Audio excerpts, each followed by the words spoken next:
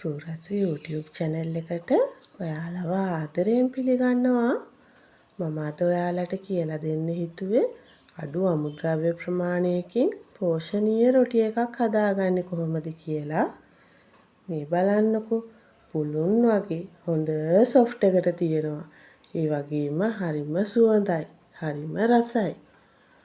මේක උදෑසන ආහාරයට, රාත්‍රී ආහාරයට ඕනම කෙනෙකුට හරිම පහසුවෙන් හදාගන්න පුළුවන්. ඉතින් මේ රොටි එක හරියට හදාගන්න වීඩියෝ එක ඉවර වෙනකම් බලන්න කියලා ආරාධනා කරනවා. අවශ්‍ය ද්‍රව්‍ය පහළ ඩිස්ක්‍රිප්ෂන් එකේ සඳහන් කරලා තියෙනවා. ඉතින් අපි හදලා බලමු නේද?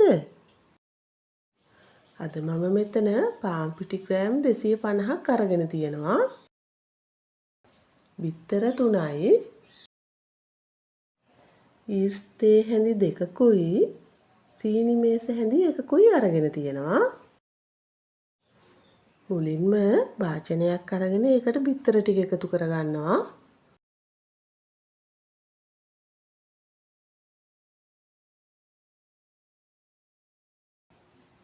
ඊස්ට් ටිකක් දාගන්නවා.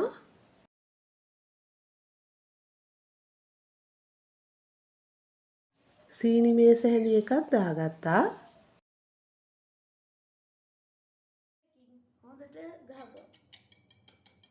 දැන් මේ ටික හොඳට කලවම් කරගමු. ඔයාලා ළඟ විස්ක් එකක් නැත්නම් ගෑරුප්පුවක් පාවිච්චි කරන්නත් පුළුවන්.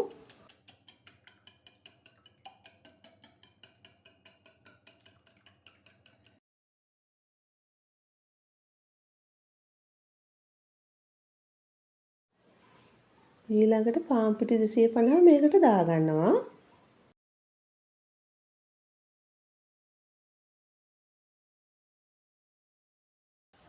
දැන් පාන් පිටි බිත්තර මිශ්‍රණයත් එක්ක කලවම් කරගමු.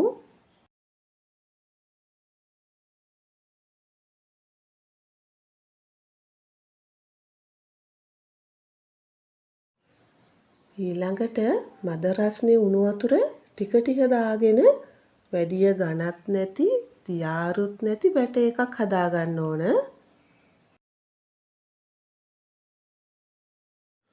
ඔයාලා වතුර ගන්නකොට ඇඟිල්ල දාගන්න පුළුවන් තරමේ රසණයට ගත්තාම ඇති. එකපාර වතුර ගොඩාක් දාගන්න එපා. ටික ටික දාලා හදාගන්න.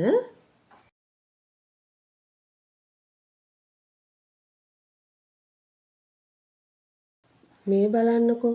මෙන්න මේ ගානට ඝනත් නැති, දියාරුත් නැති ලොකු බැටර් එකක් හදාගන්න ඕන.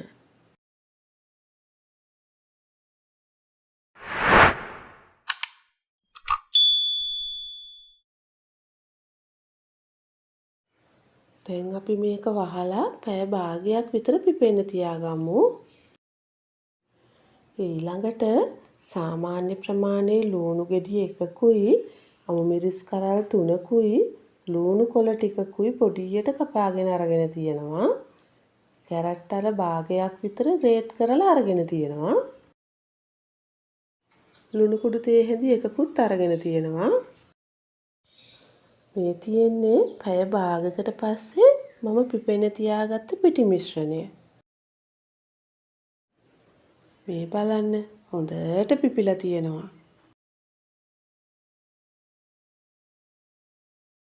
ඇතුලේ තියෙන වායු බුබුලු එළියට යන්න අපි මේක කලවම් කරගමු.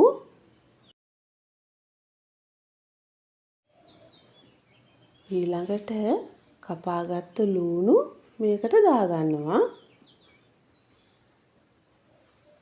අමු මිරිස්,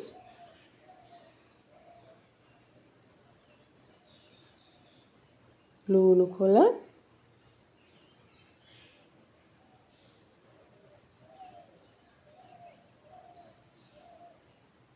කැරට් ටිකත් එකතු කරගත්තා. ලුණු කුඩු තේ හැඳි එකක් දාගන්නවා. ඔයාලා ලුණු දාගන්නදී ඔයාලගේ රස අනුව දාගන්න. දැන් අපි මේ ටික හොඳට කලවම් කරගමු.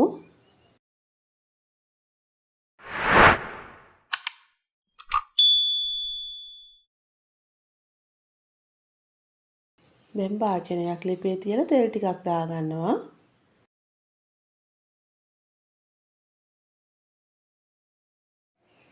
තෙල් ටික රත් වෙනකොට හදාගත්ත මිශ්‍රණයෙන් ටිකක් මේ විදිහට දාගන්නවා. අපි මේක රවුමට මේ විදිහට හැන්දෙන් හදාගන්න ඕන. ඔයාලා ගාව පොඩි පෑන් එකක් මේ විදිහට තියෙනවා නම් රොටි ටික හදාගන්න ලේසි. ඒ නැතත් තාච්චියක් උනත් පාවිච්චි කරන්න පුළුවන්.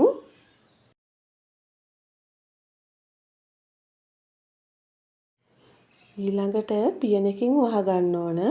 පියනකින් වහගත්තාම හොඳට මැද තැම්බෙනවා. දැන් අපි මේක ඇරලා බලමුකෝ. මේ බලන්න. හොඳට පිම්බිලා වගේ ඇවිල්ලා තියෙනවා. ඊළඟට අපි මේක අනිත් පැත්ත හරව ගමු. ආයෙත් පියනෙන් වහගන්න ඕන. ඔයාලා ලිපේ ගින්දර අඩුවෙන් තියාගන්න. නැත්නම් යටපැත්ත කර වෙනවා. මැද තැම්බෙන්නේ නැතුව යනවා. දැන් ආයෙත් අනිත් පැත්ත හරවලා පියනෙන් වහගන්න ඕන.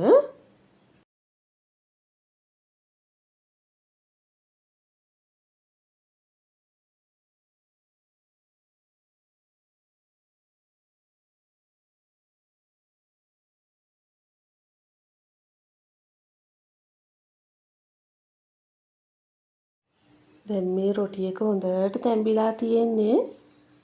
මේක අපි අයින් කරගමු. මේ විදියට ඔයාලා ඔක්කොම ටික හදාගන්න. මේ තියෙන්නේ මම හදාගත්ත රොටි ටික. බලන්නකෝ. හොඳ සොෆ්ට් එකට තියෙනවා. කෑල්ලක් කඩලා බලමුකෝ.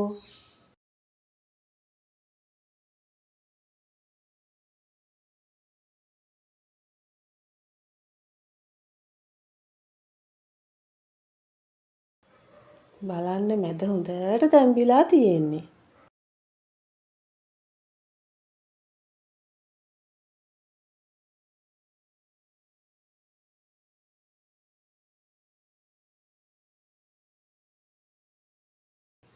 මේ රොටි එක හරිම සුවඳයි.